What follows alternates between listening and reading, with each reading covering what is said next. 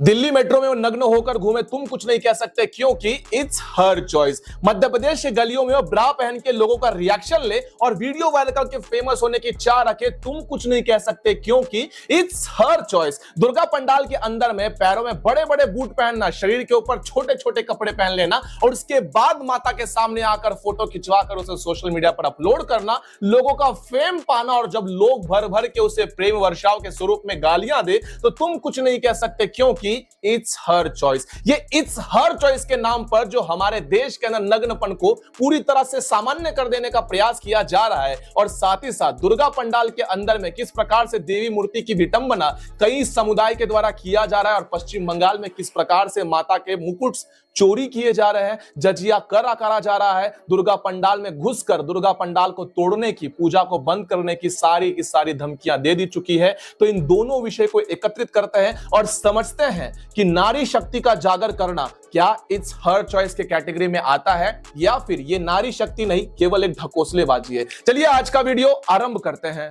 हमारे रिसेंटली एक पिक्चर बहुत वायरल हुई है और कंट्रोवर्सी में भी है। सबसे पहले आपकी कोई फोटो वायरल नहीं हुई है, आपने जानबूझकर देवी के साथ ऐसे अर्धनग्न कपड़े पहनकर जानबूझकर फोटो अपलोड किया है ताकि इसके ऊपर कंट्रोवर्सी हो, आपके इंस्टाग्राम आईडी के ऊपर रीच बढ़े और साथ ही साथ रीच जब बढ़ती है तो आपके कस्टमर्स भी बढ़े। आप लोगों ने ठीक सुना, ये किसी प्रकार के देवी के स्वरूप नहीं है जिनका शरीर ऐसे अदर तरीके से बड़ा हुआ है। ये एक प्रकार के वेश्यावृत्ति में है, जिस वेश्यावृत्ति के अंदर ये अपना शरीर बेचते हैं और पैसे कमाकर ये अपनी लग्जरियस लाइफ जीते हैं। जो महंगे महंगे कपड़े, महंगे महंगे बूट्स, इनके हाथों में मोबाइल, बड़े बड़े होटल्स में स्टे देख रहे हो, ये एक वैश्यावृत्ति का प्रकार है जो एक प्रकार से ये अपने स्वेच्छा से आती है ताकि इन्हें आसानी से वो सारा फेम, पैसा और रहनीमान मिल सके जिसकी वो लोग अपेक्षा करते थे। और ये सारी चीजें अगर आप लोग देखोगे तो पश्चिम बंगाल में बहुत ज्यादा हद से आगे बढ़ चुकी है और यही सारी चीजें का नमूना ये है कि जब इन्हें ऑनलाइन कस्टमर्स काफी कम मिल रहे थे तो इन मोहतरमा ने देवी बनने का भी स्वरूप किया था, माता बनने का रूप धारण कर लिया, लेकिन उसके भी आउटरीच ना मिला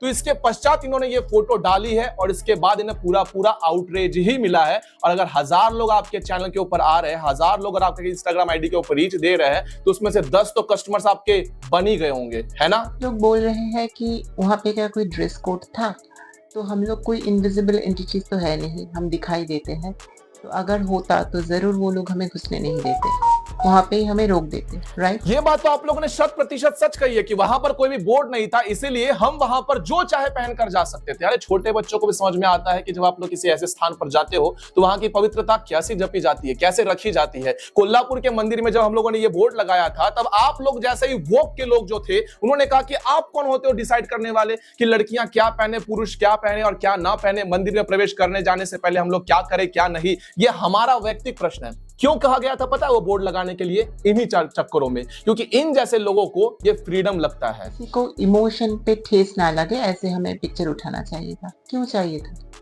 रूल्स है, ये एक अलग बात हुआ, रूल्स नहीं था, वहां पे हमें घुसने दिया तभी हम जाए, उड़ के नहीं चले गए। तो किसी को उसके बाद इमोशनली खराब लगे, उसका रिस्पॉन्सिबिलिटी हमारे पास क्यों है? इन महिला की इस बात को सुनने के पश्चात ना मुझे वो बात याद आ रही है जब मैंने एक वीडियो के माध्यम से कहा था कि नग्नपन को इतना सामान्य बना दिया जाएगा कि नग्नता का विरोध करने वाला व्यक्ति ही सबके लिए गलत ठहराया जाएगा। और उस समय में मेरा काफी विरोध किया गया था जब दिल्ली मेट्रो में नग्न होकर लड़कियां घूम रही थी और वीडियो वायरल कर रही थी। किसके लिए? फेम के लिए। और फेम मिलने के बाद क्या मिलता है? पैसा मिलता है। मध्य प्रदेश के अंदर नग्न होकर घूम रहे लड़की क्या चाहती थी? फेम ही ना चाहती थी। अब ये मोहतरमा क्या चाहती है? फेम ही चाहती है। इनका कहना है कि मैं कैसे भी रहूं, कैसे भी चलूं, मैं कहीं पर भी जाऊं, कुछ भी करूं, आपकी भावनाएं आहत होती है तो उसमें मेरा क्या लेना देना, मैंने थोड़ी ना ठेका ले रखा है। ठीक इसी प्रकार से आप अपने ही शब्दों का चयन अपने से की हो तो इस वीडियो के अंदर आपको जो वेश्या कहा गया है तो उस वेश्या को, शब्द को आप अपने प्राइड की तरह लेना, अपनी भावनाएं आहत मत कर लेना, क्योंकि आपका वो काम है और आपने वो चूज किया है। आप अपने शरीर को बेचकर पैसे कमाकर आईफोन लेते हो, आप अपने शरीर को बेचकर बड़े बड़े होटल्स में स्टे कर रहे हो, आप जो शरीर के ऊपर कपड़े पहन रहे हो वो इसलिए खुलते हैं ताकि आप पुनः एक नया कपड़ा खरीद सको, अगर कुछ गलत ना कहा गया हो तो। क्योंकि इंस्टाग्राम आईडी आपके देखने के बाद आपने जो हाइलाइट्स के अंदर लिंक डाल रखे हैं वो लिंक वहां पर माता की आरती के लिए नहीं है, वहां आप अपना शरीर प्रदर्शन करते हो, आप अपने स्पेशल गेस्ट को बुलाती हो और वहां पर ही आप पैसे कमाती हो, है ना। तो ये आपका वेश्यावृत्ति का व्यवसाय है, उसे कोटि कोटि नमन, लेकिन हमारे लिए ये कॉमन नहीं है। उस पंडाल में बहुत सारी अर्धनग्न नारी शरीर की मूर्ति थी, जैसे कि हमारे बहुत सारी पुराने 1000 साल के पुराने मंदिरों में भी होती है। अब वो वर्क ऑफ आर्ट हो गया। मतलब तुम जब हमें ऑब्जेक्टिफाई करोगे, वो भी तुम डिसाइड करोगे कौन सा ऑब्जेक्टिफिकेशन है और कौन सा वर्क ऑफ आर्ट है। वाह रे नारी शरीर, वाह। चुप, एकदम चुप। जब किसी विषय के अंदर आप लोग को रत्ती भर भी ज्ञान ना हो तो उस विषय में आपको बोलने से बचना चाहिए। जब आप लोग को ऐसे विषयों के बारे में ज्ञात नहीं होता है तो क्यों पढ़ती हो इन सारी चीजों के बारे में? अगर कोई आकर पलटवार कर देता है, उत्तर दे देता है, तो आप लोग की फिर से भावनाएं आहत हो जाती है ना। लेकिन जिस खजुराहो मंदिर के बारे में आप लोग बात कर रहे हो, वहां पर संभोग की प्रक्रियाएं सिखाई गई है। आप जो मूर्तियां देख रही है वो हमारे धर्मशास्त्र में सिखाया गया कि ताकि आपको उचित अनुचित का ज्ञान हो, आप लोग ये सारी चीजें समझ सको। हम उतने मॉडर्न है, उतने मॉडर्न रहेंगे, लेकिन इसका अर्थ ये नहीं होता है कि उन मूर्तियों के नीचे आकर ही आप वो सारे क्रिया करने लग जाओ जो आपको वैयक्तिक में करना चाहिए। श्वान रास्ते पर करता है, मानव अपने भीतर में करता है, लेकिन मानव एक के साथ ही करता है। आप मानव के उस कैटेगरी को पहले ही लांग चुकी हो, तो ये सारी चीजें आपके उस फॉर्म के भीतर में फिलअप नहीं होता है। तो आप कृपया करके अपने आप को यह मत दिखाओ कि नारी शक्ति का आपसे सबसे बड़ा उदाहरण कोई नहीं हो सकता है। और नारी शक्ति की जहां तक बात रही और वैश्यावृत्ति की जहां तक बात रही, तो इससे पहले ही मैंने वैश्यावृत्ति के विषय में वीडियो बनाए हुए हैं। मेरी भावनाएं उनके साथ होती है, लेकिन उनके लिए जो विवशता में आकर इसमें फंस गई और बाहर निकलना नहीं चाहती, आप जैसों के लिए नहीं, जो आईफोन और बड़े बड़े रेस्टोरेंट होटल में रहने के लिए, महंगे कपड़े पहनने के लिए स्व इच्छा से इन सारे चीजों में आती है। और अगर आप लोग को सच में देवी के प्रति इतनी आस्था थी तो एक बार महाराष्ट्र में पुणे में जो वैश्या मंडल है वो भी गणपति बप्पा का पंडाल लगाती है, अधिक सुंदर तरीके से लगाती है, पूजा पद्धति करती है। और अगर आप लोग को सच में भक्ति सीखनी थी तो आप उनसे प्रेरणा लेकर सीख सकती थी, लेकिन नहीं, आपको तो चाहिए वैल्यूएबल कस्टमर्स जो 1500 में आपके शरीर का सुख ले सके, है ना। अब माता के पंडाल के बारे में इतनी सारी बातें हो रही है, तो भारत के भाग्यनगर के अंदर जहां पर असदुद्दीन ओवैसी जीत कर आता है, उस MIM के गढ़ कहे जाने वाले हैदराबाद यानी कि हमारे भाग्यनगर में माता के पंडाल के भीतर में इस प्रकार से माता की मूर्तियों को पूरी तरह से खंडित किया गया। उनके सारे पूजा सामग्री को ध्वस्त कर दिया गया, यहां तक कि जहां प्रसाद बनाया जाता है उस प्रसाद के बर्तन को भी पूरी तरह से घिना दिया गया।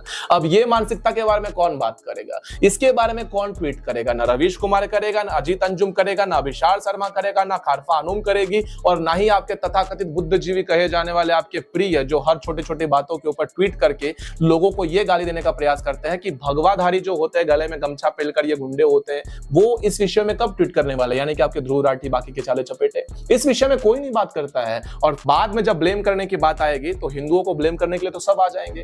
अब यहां पर तुम्हें किससे आपत्ति थी? माता के पंडाल से, माता की मूर्ति से, या फिर माता के प्रसाद से? सभी चीजों को खराब कर दिया गया। ये दिखाती है कि तुम्हारे अंदर कितनी ज्यादा घृणा भरी पड़ी हुई है। और इन विषयों के ऊपर बात करने की वजह से ही लोग हमसे कह देते हैं कि आप नफरत फैला। अरे नफरत की बात नहीं होती है, जो दिख रहा है, जो सामने है, वही तो आप लोग को बताने का प्रयास कर रहे हैं। और नफरत किसे कहा जाता है पता है? 2021 में पश्चिम बंगाल के अंदर में भारत के प्रधानमंत्री नरेंद्र मोदी जी ने जो माता के मुकुट को दान दिया था, भेंट स्वरूप दिया था, उस मुकुट को भी बांग्लादेश के अंदर चुरा लिया गया है। ये बात कौन बताएगा, कैसे बताएगा? इतना ही नहीं, पश्चिम बंगाल के अंदर ही जहां पर इन जैसे लोग घूमते हैं, उस पश्चिम बंगाल के अंदर में माता के पंडाल में शांतप्रिय समुदाय घुसकर कहते हैं कि ये सारे पंडाल को रोको, तोड़ो, खत्म कर दो, हम तुम्हारे माता के मंदिर के अंदर तुम्हें पूजा करने नहीं देंगे। महिलाओं की ये बात सुन लीजिए। ঘটনা ঘটেছিল একটু বলুন। এখানে সন্ধ্যার সময় আমরা মাইক বাজাচ্ছিলাম, গান হচ্ছিল, আরতি হচ্ছিল। ওরা কয়েকজন এসে বলে গেল যে মাইক বন্ধ করো, উলুধ্বনি দেবে না, ঢাক বাজাবে না, কারণ এখানে ওরা নাকি মূর্তি ভেঙে দিবে, এসব বলে গেল, আমাদের পুরো থ্রেট দিয়ে গেল। তারপরে ওরা আর কোন পরবর্তী কোনো স্টেপ নিয়েছে, কিছু কিছু করেছে পরে? আরো বলছে পূজা শেষ হলে নাকি কোনো মানে দেখে নেবে, দেখে নেবে, পূজা শেষ হলে নাকি দেখে নেবে। ये हाल बांग्लादेश का नहीं है, ये पश्चिम बंगाल का हाल है, जहां पर हम अपने पंडाल के अंदर में ही माता की पूजा नहीं कर सकते। महाराष्ट्र के कई इलाकों पे तो ऐसा भी है कि एक सोसाइटी के भीतर में अगर आप लोग पंडाल लगाने का प्रयास कर रहे हो तो वहां पर पंडाल नहीं लगाने दिया जा रहा है, जबकि वो अपने सारे रीति रिवाज बड़े धूमधाम से करते हैं, लेकिन आप नहीं कर सकते हो। और ये सारी चीजें भारत के अब हर एक कोने कोने के भीतर में हो रही है। जैसा कि हम लोगों ने देखा था कि गुजरात के भीतर में भी आप लोगों ने देखा होगा कि राहुल नाम लाकर लोग किस प्रकार से लड़कियों को फंसाकर अपना नाम बदलकर गरबा के अंदर प्रवेश भी ले रहे थे और लड़कियों के साथ दुष्कर्म भी हुआ था। तो ऐसी अनेक घटनाएं सामने आ रही थी, लेकिन फिर भी मैं आप लोगों से अनुरोध करूंगा कि ऐसी चीजें जब हो तो उसके ऊपर बात करना अनिवार्य हो जाता है, इसके विषय को समझना भी अनिवार्य हो जाता है। जितना आप फेरी टेल की दुनिया में जियोगे, ये फेरी टेल की लाइफ नहीं है। रियलिटी के अंदर आओ, और ये जो वैश्यावृत्तिपन करते हैं इनको उनकी जिंदगी मुबारक हो, इनको इतना महत्व देने की आवश्यकता नहीं है। लेकिन इन्होंने जो बातें कही, उस बातों की वजह से मुझे काफी ज्यादा चिढ़ हुआ था, इसी वजह से इन्हें आउटरीच देने का मैंने प्रयास किया। अब इनकी आईडी देकर मैं आप लोगों को नहीं बताऊंगा कि ये कौन है, कहां से है क्या नहीं, इसलिए इनके आईडी पर जाकर इन्हें कृपया करके फेम ना दे। और बाकी आप लोग को जो उचित अनुचित लगता है वैसा आप ठीक समझे। अगले वीडियो के अंदर मिलते हैं सनातनियों, तब तक के लिए जय सनातन।